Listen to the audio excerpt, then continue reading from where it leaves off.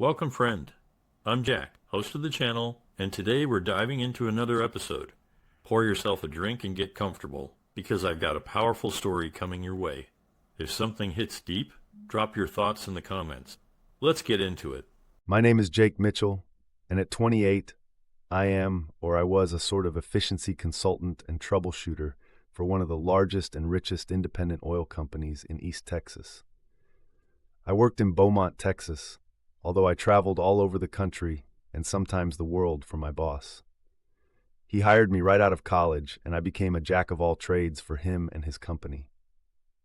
I graduated from high school and had to go to work full-time to help out the family. My family consists of my mom, my sister Jenny, and me. My mom is a single mother and has raised us kids by herself. My drunken a-hole of a father left us a month after Jenny was born. I was 6 at the time. We never heard from him again. Mom always managed to clothe and feed us and give us a decent place to live, but there was never any extra money. I started working part-time when I was 14 and haven't stopped working since. Well, right now I'm not working, but we'll get to that later. At around 180 pounds, I was big for my age. At 16, if I kept my voice low, I could pass for 18. That's how I got my first job in the oil fields. I think Bill, my first boss, knew that I wasn't 18, but I told him about my family, and he hired me anyway.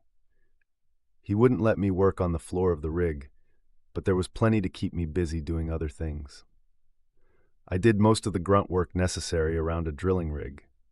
I would roll drill pipe into position to be picked up, tote the bags of drilling mud to the mixer, make sure there was water in the catch basins for drilling, and anything else that needed to be done. I worked part-time on the evening shift from 6 p.m. until 10 p.m. so I could go to school during the day. When I finished school, I went to work as a full-time roughneck on the floor of the rig. I added about 40 pounds by this time, so I had the size to work on the rig. After 2 years as a roughneck, a friend of my mother's, Henry, decided that I needed to become a driller. It paid more and wasn't as hard on your body as being a roughneck. You could only work so many years as a roughneck before the back-breaking labor beat you down. Henry was about 50 and had been a driller for 25 years.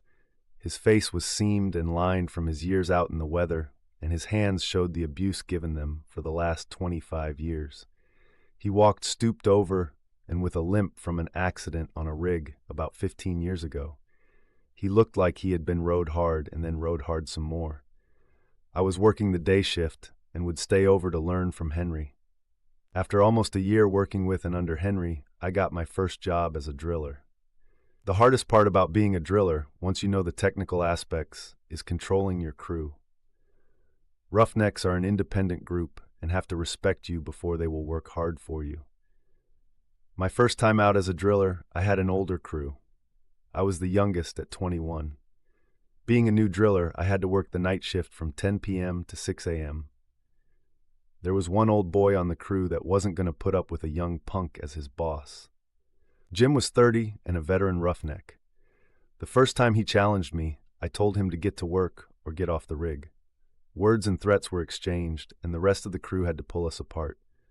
I gave as good as I got, but if it had gone on much longer, I would have gotten my butt kicked. The tool pusher, who was the overall boss on an oil rig, sent Jim home and docked his pay for fighting. Normally, fighting on a rig will get you fired, but if he fired Jim, he would have had to let me go too. Drillers for the night shift were hard to come by, so no one got fired. The next night, I was waiting for Jim before the shift began. As he got out of his truck, I told him we had unfinished business and needed to get it taken care of before we started our shift. We went behind the tool trailer to have our discussion. Our talk wasn't on the rig itself, so the headman had no say about what went on. Jim knocked me down 3 times, but I got up 4 and started for him again. He held up his hands and said, "I've had enough. I'm afraid I'll break my hands on your face and won't be able to work. You and me, Jake, let's go to work." I had earned the crew's respect for standing up to Jim and never had any more trouble from them. I guess the word spread because I never had a problem with any other crew. Months later, when Jim would find out I was drilling a well somewhere, he would come to work for me. We actually became friends and would share a few drinks together. 2 years as a driller made me realize that there had to be something more to life than oil rigs. The East Texas weather baked you in the summer and froze you in the winter. Add in all the thunderstorms, rain, lightning strikes, and the weather was not your friend. People always say that the Kansas plains are flat, but they are hilly compared to East Texas. Oil is often found around a salt dome, and a salt dome 3 feet high stood out like a high hill on those East Texas plains. The storms and winds would roll for miles with no hills or vegetation to slow them down. In addition, you had the dangerous job of working on an oil rig, and you can understand what a tough life this was. The rattlesnakes, scorpions, and spiders meant that the rig was not a good place to spend your career, at least not for me. I wanted to work smarter, not harder. I didn't want to end up like Henry in another 25 or 30 years, bent and broken, with hands that were gnarled and full of arthritis. One more detriment to working on a rig: once you started drilling, there were no days off. You worked 7 days a week in and week out, until the well was finished. I took jobs that let me work the night shift from 10 p.m. to 6 a.m. so I could go to college during the day.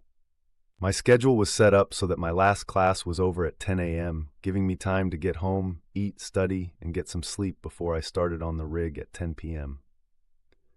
I didn't take off summers from school, so I graduated in 3 years with dual degrees, one in accounting and business management and one in computer science. The day after graduation, I began to look for a position where I could use my new degrees to get off the oil rigs. Along came Bobby Ray Simmons and the Simmons Oil Company. Yeah, that was his real name. A lot of the old boys in Texas had 2 first names that they were called by: Joe Bob, Billy Bob, Bobby Ray, etc. I guess it's because everything is bigger in Texas, and one name isn't big enough. Bobby Ray had an ad in the local paper wanting to hire a full-charge accountant/bookkeeper, so I put in for the job. He called me, and we met at his office on a Tuesday afternoon at 3 p.m. This would give me time to get some sleep after the meeting so I could go back to the rig that evening. I hadn't quit my job as a driller and wouldn't until I got something else to move on to. I gave him a resume I had typed up, and we discussed my qualifications for about 30 minutes. Then we discussed my rig experience in the oil business for another hour. He asked, "Why do you want to quit working on the rigs? Drillers make pretty good money." "Yeah, they do, but it's hard on a body. Someday I hope to have a family, and I want to be able to play with my kids and maybe grandkids." I explained how beat up Henry was and said I don't want to end up like that. Bobby Ray knew Henry and still hired him as a driller once in a while. "Let me think on this for a day or two, and I'll call you and let you know, Jake," Bobby Ray told me, ending our interview. I found out later that he called Henry, Jim, and my mama to find out what kind of a man I was. I thanked him for his time and went home to get some rest before starting my shift on the rig. It was an interesting meeting, and I enjoyed talking to Bobby Ray, but I really didn't think I would get the job. His secretary, Linda, told me that I was the youngest person to apply, and she seemed surprised that a big, strapping roughneck like me would apply for this job. 8 days later, I got a call from Simmons Oil wanting me to meet with Bobby Ray again. This time, it was a Wednesday morning around 10. As I walked into the office, his secretary handed me a cup of coffee and led me into Bobby Ray's office. He was on the phone and pointed for me to take a chair. Bobby Ray got off the phone and smiled at me. "I'm offering you the job as accountant if you still want it, Jake. Here's the salary I'm willing to start you at," he said, sliding a folded piece of paper across his desk to me. I think Bobby Ray had been watching too much TV. "How's that look, boy?" I was surprised at the job offer. I actually thought he was going to offer me a job as a driller on a new well that we had talked about in our previous meeting. The written offer was about 12% more than I was making as a driller, and I didn't have to work on a rig anymore. "Sounds good, Mr. Simmons. I accept the job and thanks," I responded. "How soon can you start?" "Probably in 10 days or so, sir. I have to finish drilling this well, and then I'm free." "Couldn't they get someone else to work in your place?" Bobby Ray said, looking at me in an appraising way. "Yeah, I guess they could, but it would slow them down until they found someone. Besides, I gave them my word when I took the driller's job that I would finish the well. I don't like to go back on my word, Mr. Simmons. I need you to start by midweek, or I'll have to find someone else, Jake. Bobby Ray dashed my hopes for a way out of the oil fields with that statement. Hesitating for a few seconds, I stood up to leave. Thanks for the offer, Mr. Simmons, but I guess you better find someone else. I gave them my word, and I aim to keep it. Thanks again for the offer. Call me if you need a driller for that new well. See you sometime. Bobby Ray started laughing. Sit down, boy. You got the job. I just wanted to see if you were a man of your word, and you've proven you are. You're the kind of man I want working for me, so go finish your well and then come to the office and we'll put you to work. Saying that, he picked up the phone and started making a call. I left his office and don't think my feet touched the ground all the way out to my truck. First time out, and I found a way to get off that damn oil rig. I was stoked and could hardly wait to start with Simmons Oil Company. As I got back to my place, my cell started ringing, and when I answered, it was my current boss. He offered me a job on the day shift at his next well with an increase in pay. He said that the way I handled Jim and got the respect of that crew told him that I could run any crew.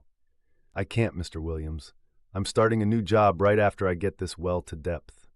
I was just coming into my own as a driller and was beginning to be offered really good rigs and wells, but I wanted out of the oil fields. He asked, and I told him where I was going to work and why. Well, Bobby Ray is a good man, and I can understand you wanting to better yourself. Good luck to you, Jake. If you decide to come back to drilling, give me first call, will you? We had to change a drill bit that night, and it put us a little behind. To change the bit, we had to pull out over 9,500 feet of drill pipe, replace the bit, and put the same amount of pipe back into the drill hole. So it was 12 days before I could report to Simmons Oil. The well came in on the day shift, but I worked my shift helping to dismantle the derrick and rig so it could be moved to the next site. I finished my shift at 6 a.m., went home, got a bite to eat, cleaned up, and reported to Bobby Ray's office at 8 a.m. He had heard that the well made depth last night and grinned at me when I walked in. Bobby Ray told me to go home, get a day's rest, and be back tomorrow morning at 9. I want you bright-eyed and bushy-tailed when you start work for me, Jake. The next morning, I made my first step out of working in the oil fields. I found that I had 3 clerks and another accountant working for me. Around noon, Bobby Ray took me to lunch and explained some things to me. First thing, my name is Bobby Ray. Mr. Simmons is my daddy. Next, I had several people to choose from for this job, most with more experience than you. Do you know why I hired you instead of any of the others? By now I had an idea and answered with, I guess because I'm so good-looking and you wanted to improve the decor around the office. I thought he would fall out of his chair laughing. Yeah, that's one of the reasons, but the real reason I hired you is because you know the oil business from the field side. You've worked on rigs and know what it takes to bring in a well. It's not just numbers, and you know that. I can trust you to look at the numbers and reports and know if the well is worth the expenditure or if we should see it and move on. You will know if a tool pusher or driller is trying to blow smoke up my butt or if they are reporting truthfully. It was your field experience on the rigs that made the difference. Bobby Ray told me that I would be more than an accountant. He wanted me to be a troubleshooter and field expert. He wanted me to meet with the geologists, the drillers, and the crews. I was to hire the best roughnecks, drillers, and tool pushers for his wells, pay them above the going rate, and keep them fat and happy, but make sure they produced. I was to be his jack of all trades and do what I thought best to keep the bottom line in the black. 6 months into my job, Bobby Ray gave me a raise. The raise enabled me to send more money home to my mom and sister. I had saved the company a lot of money by being able to read the phony reports one crew was sending in and correcting that problem. Jim and his crew had just finished another well, so I fired that crew and hired Jim. Those guys were able to bring the well in under budget. I got a raise, Jim and his boys got a big bonus, and Simmons Oil made money. A win-win situation. I had more time to socialize now with a daytime job and started to hang out on the weekends at a couple of the roadhouses in the area. Now that I had an office-type job, I could dress better. No more dirty jeans, steel-toed work boots, and shirts. I wore slacks or dress jeans, nice shirts, and damn good cowboy boots. I looked pretty spiffy, if I do say so myself. Then I made a mistake. I fell in lust. Lauren was a tall little filly that caught my eye at the Corral, a Beaumont dance hall. She was about 5'9", so she fit my large frame very well, as I found out when I danced with her. She had Texas strawberry blonde hair, worn long down her back, and big brown eyes. One look, and I was in lust anyway, if not in love. We hit it off from our first meeting, and quickly became an item. She was always happy and willing to party till all hours. Lauren lived off a small trust fund from her grandparents and didn't have to work, so she had lots of time to recover from her party nights. By the way, it's not only the men of Texas that have two names. A lot of the women did too. Sue Ann, Billy Sue, Bobby Joe, etc. We dated off and on for about a year, and I thought I was in love. I say off and on because we had a few bumps in the road during our relationship. I had to travel once about every 4 or 5 weeks because of my job. I would visit drilling rigs trying to solve problems or just to get a feel for a well. My trips usually lasted 3 or 4 days at the most. Even though I was gone, it didn't stop Lauren from going to the Corral or other dance halls. I wasn't real happy about that, but I didn't make an issue of it until the night I found her cuddled up with some cowboy in one of the booths at the Corral. Old cliché, I know. I got done with my trip early and thought I would surprise her. When she wasn't at her place, I knew she was probably out dancing.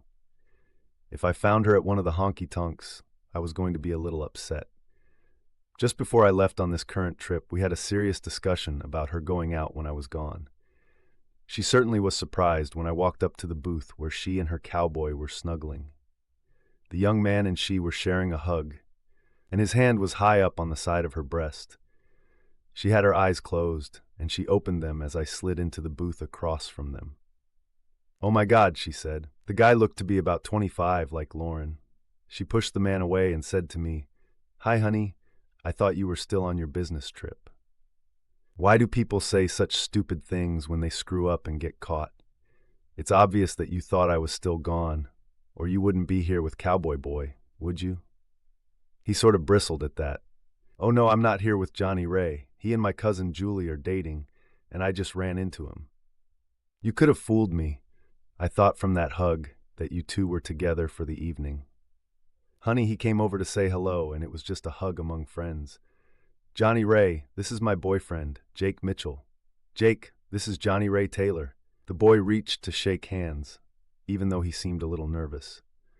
I took his hand and gave him a very, very firm handshake. His hand was soft, not used to hard work. He apparently wasn't a real cowboy. If he threw a rope with those hands, the skin would have been ripped off. Johnny Ray was a drugstore cowboy and had probably never seen a ranch in his life. He gave a little moan from the pain of my firm handshake, and I let him go. Does a friendly hug include Johnny Ray here feeling your tits? If I had come in a few minutes earlier, would I have seen a friendly little kiss? And by the way, Johnny Ray, that's ex-boyfriend. "No, Jake, I tell you nothing was going on. We danced a few times is all." "I thought you said he just came over to say hello, and now you tell me you two were dancing. Which is it?" "I was born at night, Lauren, but it wasn't last night.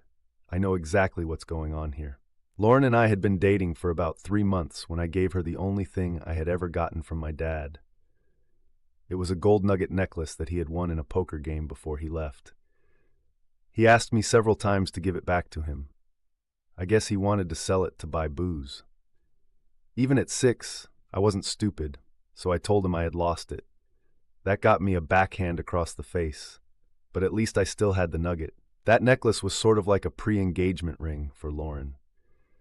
She was leaning across the table, trying to take my hand, and I reached over and pulled the necklace off her. If she wanted to play around, I wasn't going to let her do so with my brand on her. When I grabbed it, she was shocked, and Cowboy Bob decided to get involved. He grabbed my arm to stop me. "Son, you really don't want to buy into this. She's not worth going to the hospital for," I threatened him. I guess the memory of the firm handshake and the look in my eyes made a believer out of him. He let go of my arm and sat back down. "I'm sure you can get a ride home, Lauren. I won't wait for you then. Adios, kids." About 3 blocks from the bar, my cell phone started going off. I could see that it was Lauren and thought about ignoring it, but decided to get this over with. "Hello, Lauren, what do you want?" "Honey, come back and get me so we can talk. I came with Donna, and she hooked up with some guy and left me. I don't have a ride." "Talking's over with, girl.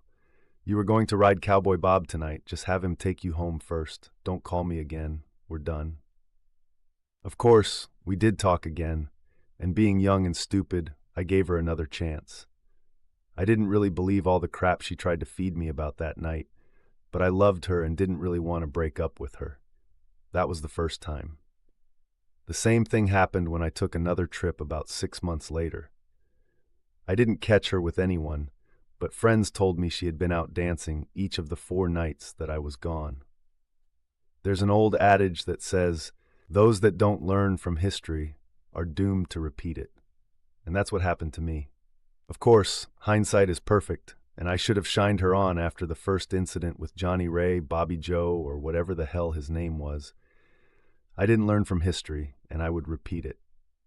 After the last time we fought about her going out, she said, "If we were married, I wouldn't have to go out. We would have a home, and I would wait for you there." That was either unassailable logic or BS, but it worked. We got engaged and then quickly married. Our wedding was small, but the reception was large and held at the Corral of all places because that was where we met. We went to San Antonio for our honeymoon and stayed in a hotel right on the Riverwalk. Never did see much of the Riverwalk. We were too busy exploring each other. Neither of us were virgins, but we needed to see how we fit together and what we each liked. A good time was had by all. I went back to work and was lucky there was no traveling necessary for a couple of months. Then I had to make a trip to Oklahoma for 6 days and nights.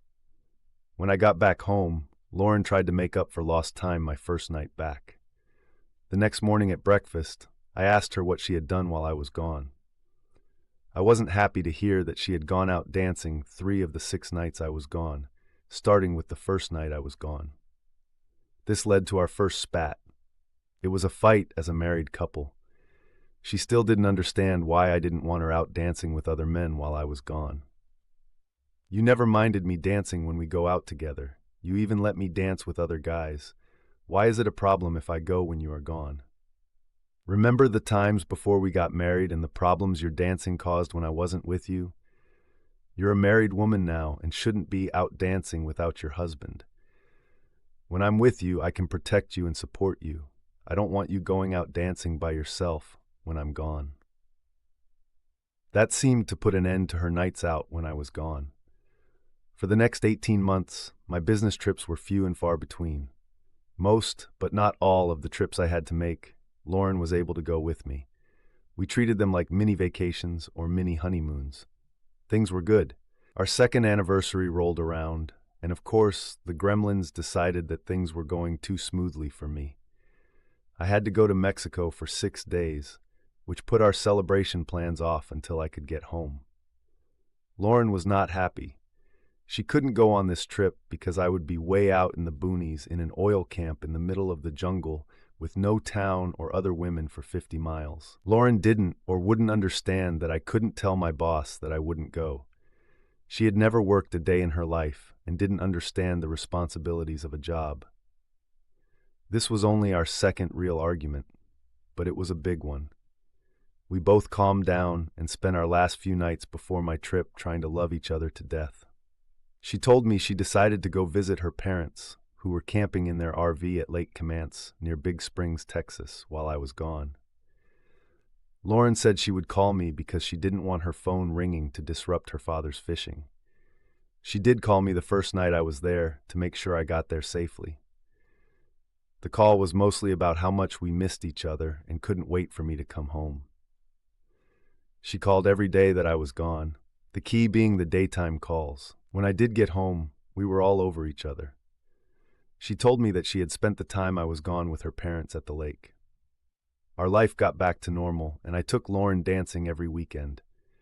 I would have preferred to stay home once in a while, but she had quit going out by herself, so I thought, fair is fair, let her enjoy herself. We would go to one of the dance halls around Beaumont, and Lauren would never miss a dance all evening. If I got tired, she would dance with her girlfriends and once in a while with a guy that we both knew. She even danced with my old crewmate, Henry, a few times. If a stranger asked her to dance, she would refuse, telling them she was a married woman. Her answer made me feel good, secure, and safe. Sure, I was safe and secure, and then up jumped the devil to screw up my life.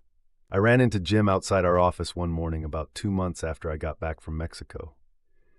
He had been in to see Bobby Ray about a job on a new well that was starting in a month. We walked over to his truck to share a couple of beers and talk for a few minutes. He seemed nervous and started to say something a couple of times, but would stop and then go on about something else.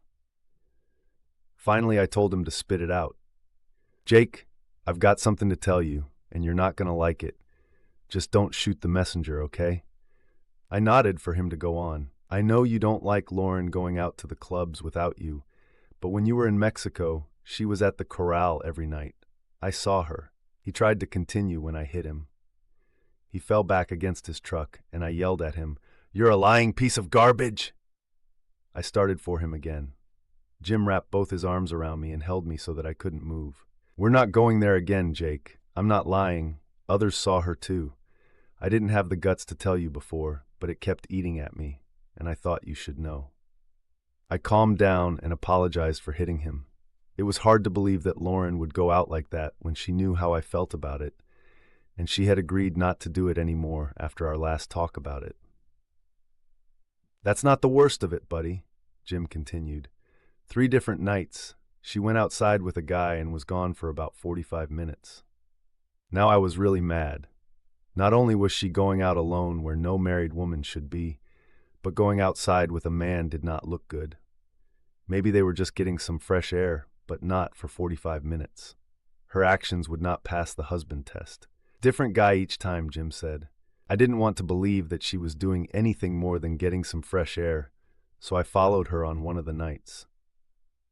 Lauren and this guy got into the back seat of a Cadillac. I didn't go over to see exactly what they were doing, but I could see her legs in the air, and she handed him her panties. When they got out of the car, I used my phone and took pictures of them getting into and out of that car, of her legs up in the air, and of her handing him her panties. Now he hesitated a little and then showed me the pictures. I stood there with my head down and my hands on my knees, trying hard not to throw up. Jim helped me sit down on the tailgate of his truck and handed me a bottle of Jack Daniels. A couple of hits on the bottle, and I was able to get hold of myself. Now what to do, I thought. If Jim was right, Lauren and I were done. "What are you going to do, Haas?" He offered me the bottle again. I refused the whiskey. My dad had been a drunk, and I didn't intend to let this turn me into one too. "Don't know just yet, but I'll do something. You can damn well believe it," I answered. Jim and I went into my office and downloaded the pictures from his phone to my computer. "Do you know any of these guys she was with?" "I think I would like to have a little talk with them, one at a time first." "I don't know them. I think they're just Saturday night cowboys that hang around the corral." "Second, Jake, stop and think. You know none of them would have been with her without an invitation. This is all on her. And even though you would feel better if you kicked their butts, if you go to jail because of this witch, she wins," Jim advised me. That night, when I got home, I told Lauren I must have eaten some bad tacos or something and went to bed early. I wasn't sure I could control my anger and pretended to be asleep when she came to bed. The next morning I left before she woke up and went to talk to Bobby Ray. He was not only my boss, but my good friend. I explained what was going on and what I wanted to do. "Are you sure this is what you want, Jake? Don't you want to talk to Lauren first?" "No need for any more talk. I've got witnesses and photos. What could she possibly have to say that would explain what she did?" It was a rhetorical question. I really didn't expect an answer. "Will you help me, Bobby Ray?" I did expect an answer to that question. He picked up his phone and called the company's lawyer. After telling him what he wanted, Bobby Ray listened for a minute and said, "I don't care if you have to break an arm, get it done.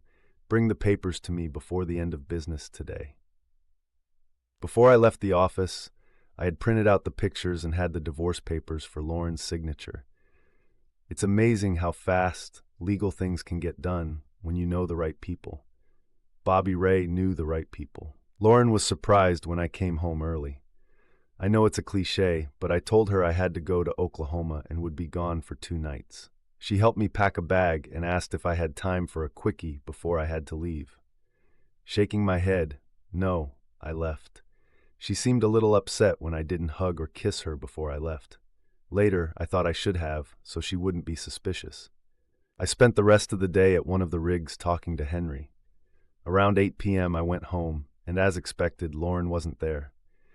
I made myself comfortable in my chair with a cooler full of beer and waited for my precious bride to come home. It was getting on to 1 a.m., but I was only on my 4th beer when Lauren came through the front door. She was alone, which was a good thing. I don't think I could have held myself back if she had brought a boy toy home with her. Lauren locked the door and went into the kitchen. She turned on the light and got a beer. As she turned around, she saw the pictures that I had spread out on the table. Her hair was messed up and her clothes looked wrinkled. "Oh God, no," she said. She looked around and saw me standing in the doorway and slumped down into a chair. "Honey, it's not what it looks like," she started. "It's exactly what it looks like, Lauren. It's my wife at a dance hall when she was supposed to be with her parents. It's my wife getting into the back seat of a car with someone other than her husband. It's my wife with her legs waving in the air. It's my wife giving her panties to some guy, again, not her husband. Did I miss anything? Did I leave anything out?" As I talked, I could feel the rage and hurt building up in me. I threw my beer bottle against the wall above the sink and it exploded, spraying the kitchen with beer and glass. Lauren flinched and said, "You were gone and I was lonely, and it just sort of happened. I'm sorry." I couldn't believe she was going to use that tired old line, "It happened because I was gone." "That dog won't hunt, girl. I was gone for 1 night before you started your little romances. 1 night. Not a month or even a week, but 1 night. Yes, I said romances plural. I know about at least 2 other guys, too. What I don't know is how many others there have been. Did the other 2 just sort of happen, too?" The anger was fighting with my self-control, and I knew I had to get away from her. I went into the bedroom and carried my 2 suitcases out to my truck. I had packed them while I was waiting for her to come home. "Where are you going? Please stay and talk. We can get past this. It didn't mean anything. You didn't even wait 12 hours after I left today before you went out to party. How lonely could you get in 12 hours? When I told you I was going, you were already planning your little fling." "No, that's not the way it was. I went for a drive and ended up at the corral. I didn't plan it and I didn't do anything wrong." "I swear," she told me. "It's a damn shame. She sure is a pretty thing," I thought. "We had it good for a while. I'll believe that if you can do one thing for me, Lauren. If you can show me that one thing and prove what you said, I will unpack, stay, and work this out. One thing, show me that you're still wearing your panties, or did you give them to the guy you were with tonight?" The way she slumped further down into the chair and put her face in her hands answered that question. I threw the divorce papers in front of her and told her to sign them and get them back to my lawyer. "I have been fair. We'll split what's in the savings and checking accounts, and you can have the furniture and your car. The house is rented, so that's not a problem. You can stay or go. It really didn't matter because I'm gone. I suggest you sign them. You won't do so good if you contest the divorce. You know how the courts are here. Women who commit adultery do not fare well in the divorce courts of Texas. It's still a good old boy network state, and a cheating wife is treated about the same as a horse thief.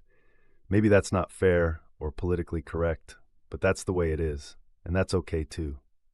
I moved in with Jim for a while, and the first week away from Lauren was the hardest. The anger and hurt were still strong, but I missed her too. She called me every 2 or 3 hours on my cell and 3 or 4 times a day at the office. The first time she called my cell and at the office, I told her to leave me alone and sign the papers. I refused to take her calls at the office after that and turned off my cell. A new cell phone solved the problem of Bobby Ray having to contact me when he or I were out of the office. The separation entered its 2nd week, and Lauren started to wait for me in front of the company building. Linda would clue me in which door she was at, and I would duck out the other one. Cowardly, I know, but I wasn't sure I could control myself and didn't want to take the chance that I might smack the hell out of her. Finally, things reached a breaking point, and I told Bobby Ray I was going to make a run to some of our wells in northern Texas and Oklahoma. The trip should take about 2 weeks, and maybe Lauren would understand that we were not going to work through this problem. When I came back from the business trip, Linda had a letter for me from Lauren. I started to throw it into the trash, but Linda suggested, hell, ordered me to read it. You didn't mess with Linda. She was a force of nature. In the letter, Lauren promised that if I would give her 30 minutes to talk to me, she would sign the divorce papers if I still wanted her to. I called Lauren and set up a time to meet at my lawyer's office. I would give her 30 minutes and have this all over with, I thought. Friday afternoon at 1 p.m., I walked into the lawyer's office, and Lauren was sitting in the conference room. The divorce papers were on the table in front of her. My attorney sat in to both run the meeting and as a witness. I slid the document across the table to Lauren and said, "Sign the papers, Lauren." "But you said you would give me 30 minutes, she said pleadingly. "I don't trust you. I could give you the time to talk and you could refuse to sign, and we would be right back to square one." "I promise you, honey, talk to me, and then I will sign if you still want me to," Lauren replied. "Yeah, you promise. But you promised that there would be no one but me when we got married, too. You promised that you would quit going out dancing when I was gone, and you see how that went. Sign the damn papers, and I'll promise to talk. If I change my mind, we can tear up the papers." She signed the papers, and I had the lawyer witness and notarize them. Then he left us alone to have our talk. "You wanted to talk, so go ahead. The clock is ticking." I looked at my watch. Lauren spent the next 15 minutes telling me that she was sorry. She said she was mad at me for going to Mexico on our anniversary and went to the corral to spite me. She continued, saying she had too much to drink and going out to that guy's car just sort of happened. Then I got the line about it didn't mean anything. It was only sex, and I was the only one that she loved. There was a lot more of the typical crap, but I let her talk and didn't interrupt her. Finally, she wound down and stopped talking. "Are you finished? Have you said everything you wanted to say to me?" She nodded her head. "Okay, now I have a few things to say to you. Before we got married, did Johnny Ray playing with you in that booth just happen too? Your past history at those dance halls doesn't help me to believe you. While I was in Mexico, you went outside with at least 2 other guys. I have witnesses. Did they just happen too?" I was speaking in a normal voice, not yelling or shouting. My mama always told me that if you yelled at someone, they would get defensive or start to yell back. They would start thinking about how to defend themselves instead of paying attention to what you were saying. If your little escapade in the back seat of the Cadillac just happened, what about the other 2 guys? If you felt guilty about what you did, why did you go back the very next night and every other night that I was gone? And you know the real kicker here? The real tragedy? Lauren was sitting across from me with tears running down her cheeks. She shook her head no to answer my question. "You've destroyed everything that I care about with your little 'it just happened.' You've destroyed our marriage. I might be able to forgive you, but I won't ever forget. If we got back together, every time you didn't answer the phone when I called, or you took too long to go to the store or beauty shop, I would wonder if you were meeting someone. Every time I would leave on a trip, I would wonder if you would decide that it would be okay to go to a dance hall." I had to stop for a few seconds and get my control back. "Remember what Mama told you," I thought. "You've destroyed my career and my home. I can't stay in Beaumont because everywhere I go it reminds me of you. All the restaurants, the movie house, and even the dance halls would remind me of you, so I have to leave. But the worst thing you did was you destroyed any chance I would ever have of loving someone else. I'm dead inside. I can't let anyone get that close to me again because of what you did to me. I'm afraid of being hurt again." By this time, Lauren was really crying but still listening to me. I stood and looked down at her and started toward the door. "I won't wish you good luck, but I do hope you find whatever it is you're looking for. Maybe there's a guy out there that's willing to go along with you going dancing and being a..." But it's not me, not by a long shot. Go to hell, Lauren. I walked out, leaving her sobbing at the table. Bobby Ray had tried to talk me out of leaving, but understood why I couldn't stay. He wished me luck, told me I could always come back, and gave me my last paycheck. He shook my hand and turned back to his office. I believe he had tears in his eyes, too. Linda hugged me and kissed my cheek and told me to let myself heal and then come back to them. She definitely had tears in her eyes. Having already said goodbye to Jim and Henry and packed my stuff in my truck, I stopped and spent a couple of hours with Mama and my sister and left some money for her. They both knew what Lauren had done and didn't try to talk me out of leaving. As I hugged Mama goodbye, she said, "If you run from trouble or problems, you can get away for a little while, but every time you look over your shoulder, there they are, waiting for you. Go ease your mind for a little while, but you can't run away forever." She kissed me on the cheek and went back into the house. I promised to call or write them as I traveled around. Then I pointed the nose of my truck west and started driving. I had decided to leave Texas and get out of the oil business. Didn't know where I was going or what I was going to do, but that last check Bobby Ray gave me would keep me going for a few months. That check was for 3 months' salary and a sizable bonus. Because of you, I find it hard to trust not only women but everyone around me. Because of you, I am afraid. So, back to where we started. I just turned 28 and am unemployed, looking for somewhere to light. Because of my last check from Simmons Oil Company, I had enough to keep me going for 4 or 5 months if I didn't spend like an oil sheik. I headed west with stops in El Paso, Texas, where I spent a couple of days. My next layover was in Albuquerque, New Mexico. After the 8 or so hours on the road, I was ready for a good meal and a night's sleep. I wasn't in any hurry, so I spent a few days as a tourist. The Sandia Peak Tramway was a peaceful ride up the mountain and a great view of some beautiful country. I sampled the Tex-Mex menus at several cantinas and just relaxed for a while. I decided to go to California. I had never seen the ocean, and a little fun in the sun might just be the thing for this old boy from Texas. When I got to the Pacific, I was suitably impressed. Pictures and movies don't do it justice. I kicked around the beach for about 2 weeks watching the waves. Mostly, I watched the beach bunnies in their little tiny bikinis. I may be emotionally dead and didn't want to get close to anyone, but I sure did like looking at the lovelies on the beach and in the waterfront bars. While I was on the beach, Bobby Ray called to tell me that the divorce was final. I was legally a free man. A lot of people don't realize that there are several oil fields in California: Signal Hill, Santa Fe, and Huntington Beach, just to name a few. In the early 1920s, California was the #1 oil-producing state in the country. I talked to a couple of people that Bobby Ray had told me about and got a job with one of the companies.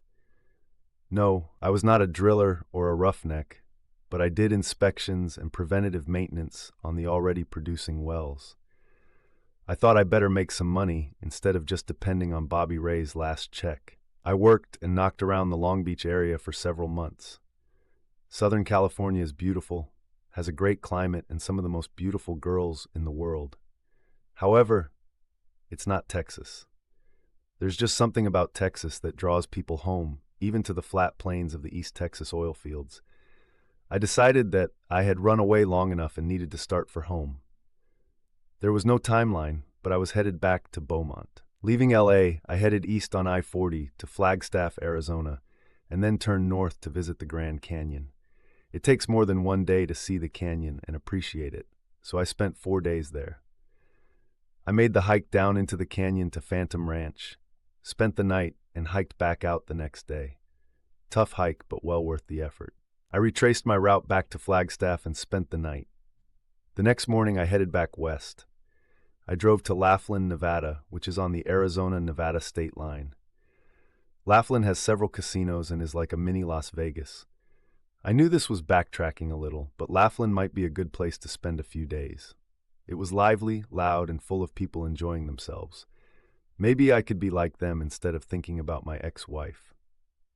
I spent a couple of days exploring the different casinos. I saw a few of the floor shows and tested my luck and skills at Texas Hold'em. My first boss, Bill, and the boys on that first rig must have taught me well. I won a small tournament that I entered. Aside from the cash prize, I won a seat in a much bigger tournament starting the next night. Not a small thing, that seat. The tournament had a $500 buy-in, with a first-place prize of $10,000. I really didn't think I could win, but if I could make it to the last 20 players, I would finish in the money and get my entrance fee back. Plus, it took my mind off of Lauren. Again, the lessons taught to me by Bill and the crew proved valuable. I didn't win, but I did place third and won $3,000. The casino wanted publicity pictures with the top 3 finishers and the casino manager. I hit the jackpot again. The manager was a friend and former classmate, Ron Stevens. After the pictures, Ron invited me to have dinner with him in the VIP room. We had a good time playing catch-up. Ron wanted to know what I had been doing. He asked if I had gotten off the oil rigs and what I was doing in Laughlin. I questioned him about the same things, ending with how he became the manager of the casino. You know, I took hotel management and business administration at school. After a training and breaking in period, the company sent me here to Laughlin, Ron explained. Now, what's your story? And don't leave anything out. I told Ron about my job with Simmons Oil to answer his question about getting off the oil rigs.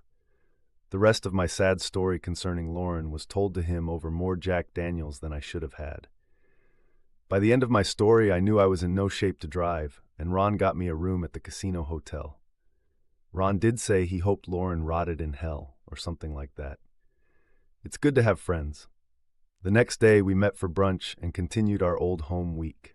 What are your plans now, Jake? I haven't thought past the tournament last night. Don't really know what I want to do now, but this traveling around is getting old in a hurry. It's fine to do on a vacation, but not as a lifestyle. Not for me, anyway. We talked for most of the afternoon, and after I had a chance to rest for a couple of hours, we went to dinner again in the VIP section. Ron arranged for a couple of lovely young ladies to join us, just for company, you understand. It was nice to look at some scenery that didn't have trees or mountains, but I wasn't interested or ready for anything more than dinner company. The ladies were not professionals. They were a couple of Ron's playmates, and he was willing to share with me. Like I said, it's good to have friends. Ron and the ladies left me at the bar after dinner and went on their way. I had one more drink, left the bar, and went to the VIP poker room. I didn't need to start looking at the world from the bottom of a bottle, even if it was a Jack Daniels bottle. I watched the games for a few minutes and then sat in on a hold'em game with a $2,500 buy-in. I was playing with my winnings from the tournament, so the buy-in didn't dig into my bankroll from Bobby Ray's check or the money I had saved from my job in California. After about 2 hours, I decided to quit and cashed in my chips. I added another $8,000 to my bankroll. I went back to the bar to get one more drink before heading to bed. Sitting at the bar was Julie, one of the lovelies that had joined Ron and me at dinner. She smiled at me and accepted my offer of a glass of wine. We had a very pleasant 2 hours of conversation until we were the only ones left in the bar. She suggested that we get a bottle of wine and adjourned to her room to continue our talk. The next morning, I woke up next to her in bed. The little noise she was making was so delicate that I don't think you could say she was snoring. I can't say it enough. It's really good to have friends. After showering, I kissed her goodbye as she lay in bed. Julie told me she enjoyed our time together and invited me to come back. I was going to meet Ron for breakfast before I left. This wasn't a relationship, just two healthy young people enjoying each other. Ron and I were eating as I told him about Julie. She's just what I needed to begin repairing my ego. Very nice girl. He just laughed and told me it was her idea to wait for me at the bar last night. I think she liked you from the first. Answer a question for me, will you? Ron continued without waiting for my okay. What the hell are you doing? The Jake I knew would never run away like you did. The Jake I knew would have stayed and rubbed her nose in what she lost. If you let it, all this will just follow you around. Talk to me, buddy. I looked at Ron for a few seconds and then started to laugh. You sound just like Mama, I said when I stopped laughing. She told me about the same thing. Your problems will stay on you until you turn and meet them head on. I didn't know you were that smart, Ron. We both laughed and talked as we finished breakfast. As I stood up, Ron asked, "What are you going to do?" "I'm going to take a friend's advice and go rub Lauren's nose in what she threw away. I'm going home and getting on with my life. Thanks, Ron. If you're ever in Beaumont, give me a call. You're a good friend." Pointing the nose of my truck east, I started my drive back home. I would go to Bobby Ray when I got home and see if my job was still available. After all, I had been gone for almost a year. If not, I could get a job as a roughneck or driller on one of the oil rigs and look for a chance to improve my life again. I could stay with Mama until I found my own place. Repeating history, I guess. Maybe so, but I was done running away. When I got to Beaumont, I went to Mama's place first, and she invited me to stay with her for as long as I needed to. The next morning, I was sitting on the hood of my truck in front of Simmons Oil when Bobby Ray got there. I had already been inside to see Linda, and she promised not to call Bobby Ray so I could surprise him. He was on his cell phone when he pulled up in his Cadillac and not really paying attention. Bobby Ray shut down his phone and climbed out of his car, taking about 3 steps before he saw me. He was so cool. There were no shouts of hello or grabbing my hand to shake it or even a smile. An outsider would have thought that these two old boys had just seen each other a short time ago. As Bobby Ray passed me on his way into the office, he said, "Care for a cup of coffee, Jake?" I nodded and followed him to his office. Linda already had the coffee on his desk. She smiled at me, sort of shook her head, and smiled at Bobby Ray's reaction to my return. Linda patted me on the shoulder and closed the door as she left. For the first time, Bobby Ray showed some emotion. "Damn, I'm glad you're back, son. The timing couldn't be better." "Well, I'm glad the timing of my return meets with your approval, Bobby Ray," I told him. "I need to get you up to speed on what's going on with the company because you have to take over the whole shooting match in 4 weeks. You'll have to run it for about 3 weeks after that." There was my answer about my job still being open. No question that it was. "What do you mean run the whole thing for 3 weeks? What are you going to be doing?" I had no idea what he was talking about. "I can't very well take the business with me on my honeymoon now, can I, boy?" "You're getting married?" "Stupid question. Why a honeymoon if there was no wedding?" "Oh, did I forget to tell you that? Yeah, I'm going to marry Betty Sue Porter in a month and be gone for 3 weeks after that. Maybe longer. Don't know for sure." "Isn't she the widow woman that owns the cafe over on Front Street? When did all this come about?" Bobby Ray explained it to me. He and Betty Sue had been dating, sort of on the sly, for about 7 months. She sold the cafe and her house and was going to move to San Antonio, but he wouldn't let her go. Bobby Ray told her, "You might as well marry me and stay here. You know you'll just be driving back and forth to see me anyway." He did admit that it wasn't the most romantic proposal, but it worked. "I rented your old apartment after Lauren pulled out, and Betty Sue's kids can stay there while we're gone. They're old enough to look out for themselves." "How old are her kids, Bobby Ray? How old is Betty Sue? If she's got kids that can take care of themselves, for that matter, how old are you?" "Let's see. Kelly is about 23, and Jeff just turned 20. He's going into the Air Force in 3 months, so he won't be around much longer. The kids can manage in that 2-bedroom apartment until he leaves, and Kelly can stay there after that if she wants to. She broke it off with some guy in Austin after she caught him in bed with her roommate and decided to come back home. As far as Betty Sue, I guess she's about 45 or so, and I'm of legal age and know what I'm doing." Bobby Ray laughed at his joke about his age. "Oh, by the way, I need a best man. You up for the job?" He laughed again at the surprise on my face and took it for granted that I would say yes. Bobby Ray had been married for 30 years to Molly, but she had left us due to cancer a couple of years ago. It was good to see him happy and involved in something other than Simmons Oil for a change.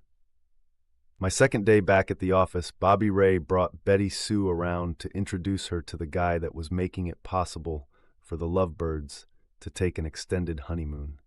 She was friendly, funny, and intelligent, and it didn't hurt that she was a damn good-looking woman.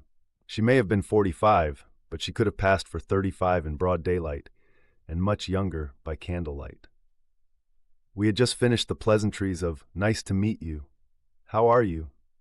Good to finally meet you," and such when her daughter came into the office. "Jake, this is my daughter, Kelly. Kelly, this is Jake, Bobby Ray's right-hand man," Betty Sue introduced us. I'm afraid I didn't make a very good impression on Kelly. I just stood there and didn't say anything. I finally nodded at her and sat back down behind my desk. For a guy that was supposedly dead inside and had no interest in women, I sure was stunned by Kelly. She looked like a younger version of her mother, but wearing boots and jeans, long auburn hair, cornflower blue eyes. Of course, 2 inches of her height were the boots she wore.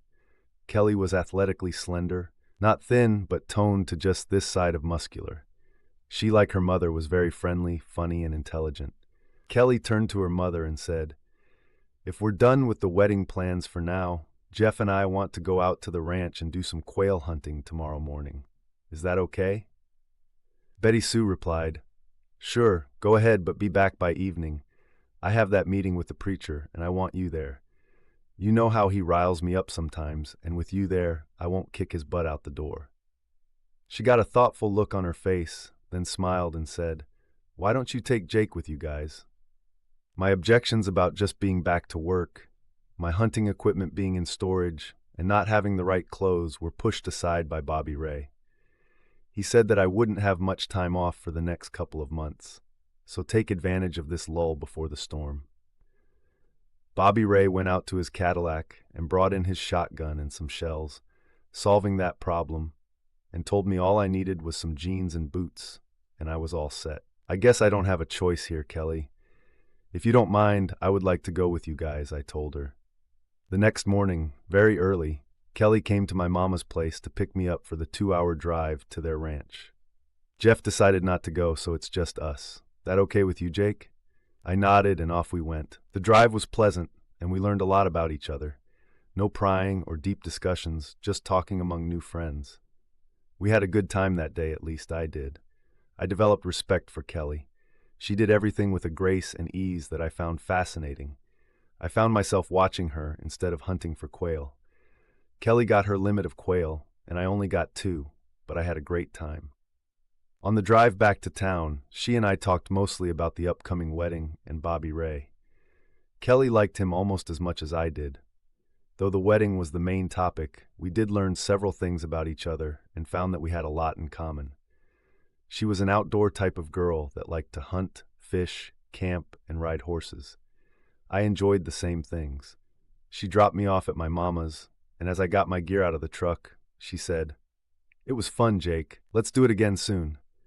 Kelly honked the horn twice and drove off to the meeting with the preacher. I hit the ground running, and for the next 4 weeks, I learned much more about the oil business than I had ever done before. By the time Bobby Ray got married, I thought I could handle the day-to-day operation as long as an emergency didn't come up. Bobby Ray told me that his future bride told him that he could phone and talk business for an hour a day, but not on the weekends. It was a big concession from Betty Sue, but she understood that he had to keep up on what was going on. During my training period, Kelly and I would do something together at least on the weekends. We would go fishing or hunting or take all-day horse rides on the Porter Ranch. Sometimes Kelly would meet me after I closed the office, and we would have dinner. I was beginning to think that being a hermit as far as women were concerned may not be the best course of action to follow. We talked about a lot of things on our drives to and from the ranch and our nights at dinner. I told Kelly about my busted marriage and the reasons. She told me about the ex-boyfriend in Austin.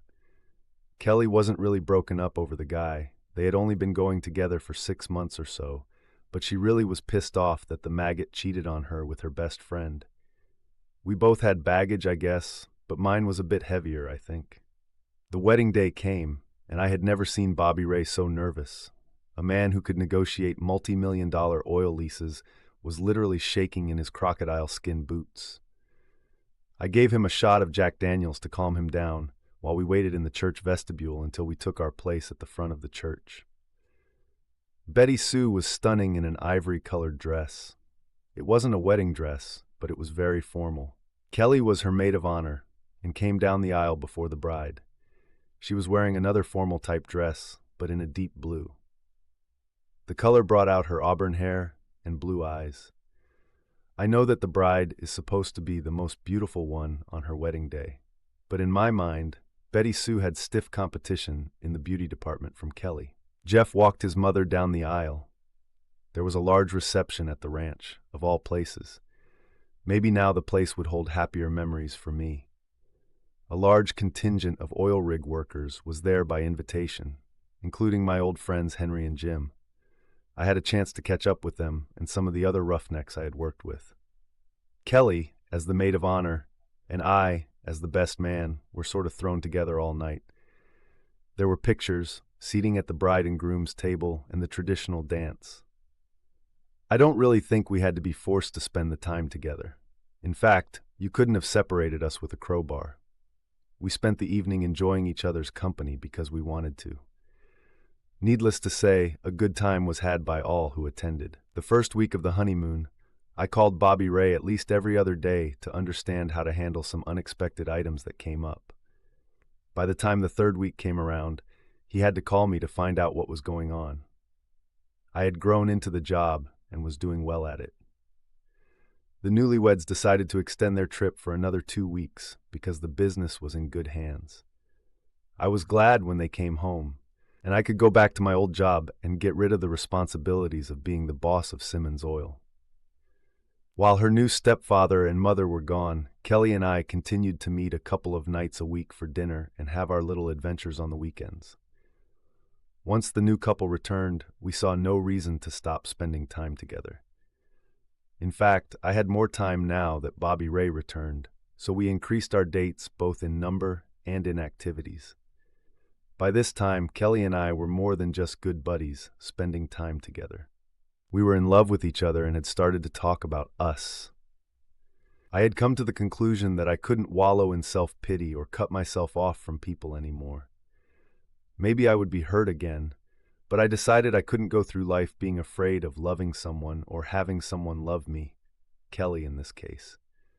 I knew that she could hurt me, but I thought it was worth the gamble.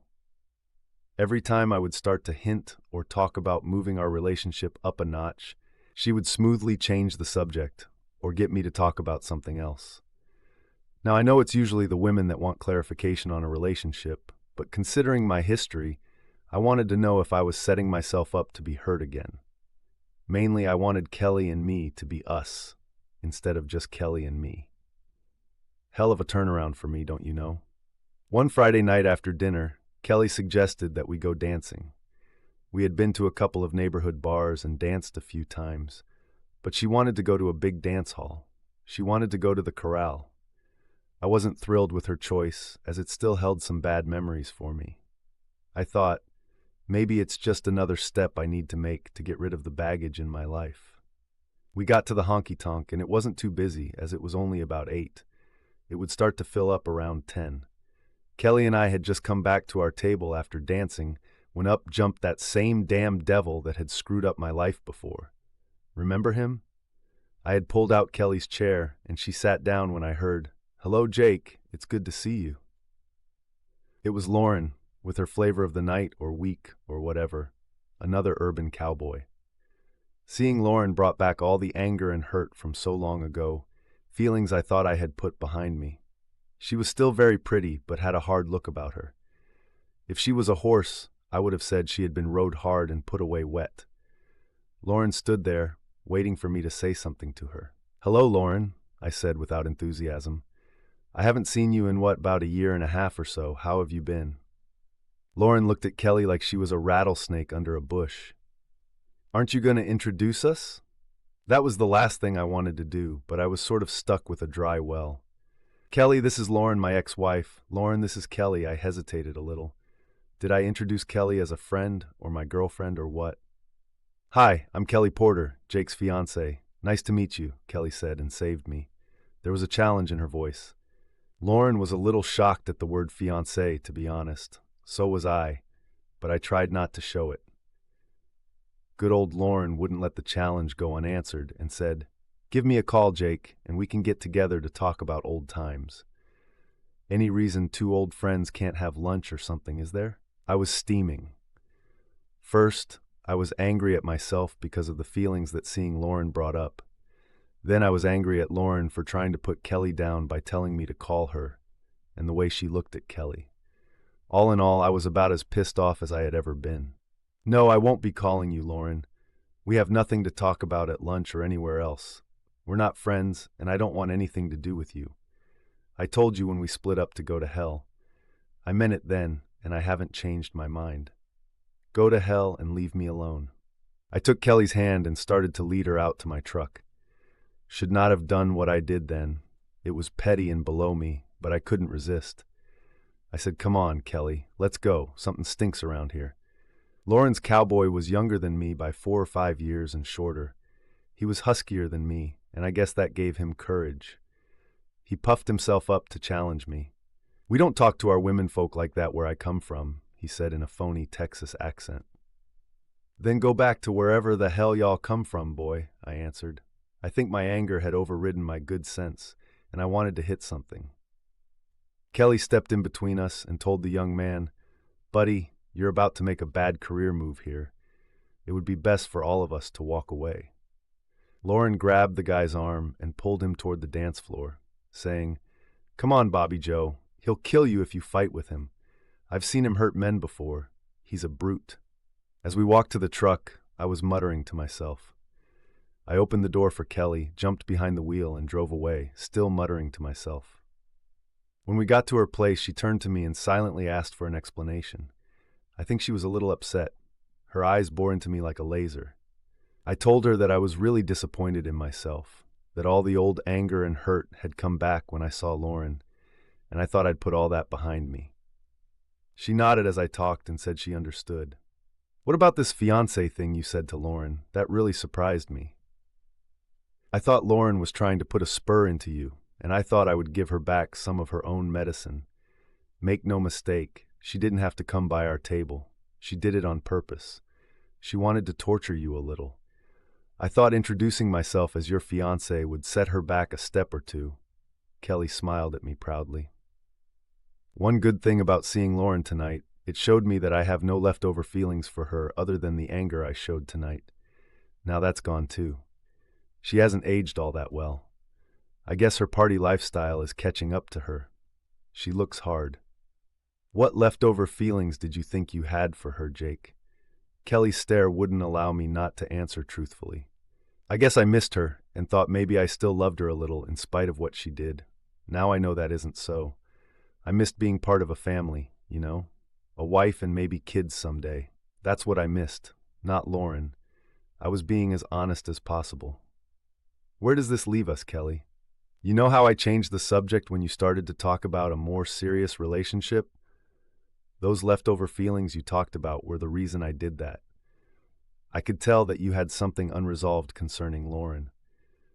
Until you dealt with them, I didn't want to get too close. I didn't want to love you and then get dumped," Kelly said. "Well, I'm free now, Kelly. I love you and know that all my ghosts are gone. Will you marry me? Are you sure that's what you want?" "Yeah, I'm sure. The only reason I haven't asked before is that you seemed to shut me down when I got close to asking you before. Please, will you marry me?"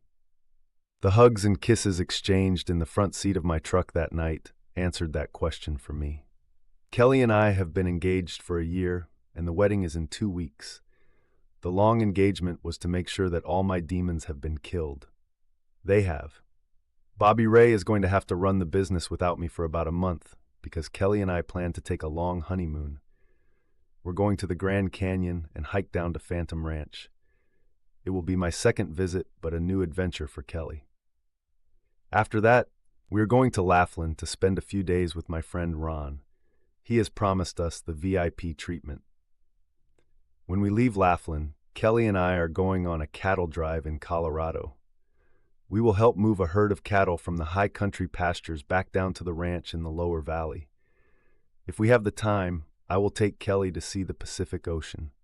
None of these are very romantic, but the romance will be being together. We need to take the time while we can, because when we come back, I have a new job. I will be the big he-dog at Simmons Oil. Bobby Ray is going to retire when we get back, and he has made me a full partner. He says a man will always work harder for himself than for someone else. Betty Sue said it's just an excuse to do something nice for Kelly and me. Plus, it keeps it in the family. I'll say it one more time. It's really good to have friends.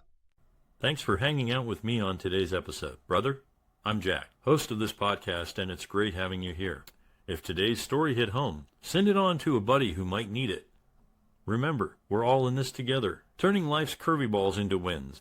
If you have an opinion or story to share, then drop a line in the comments section.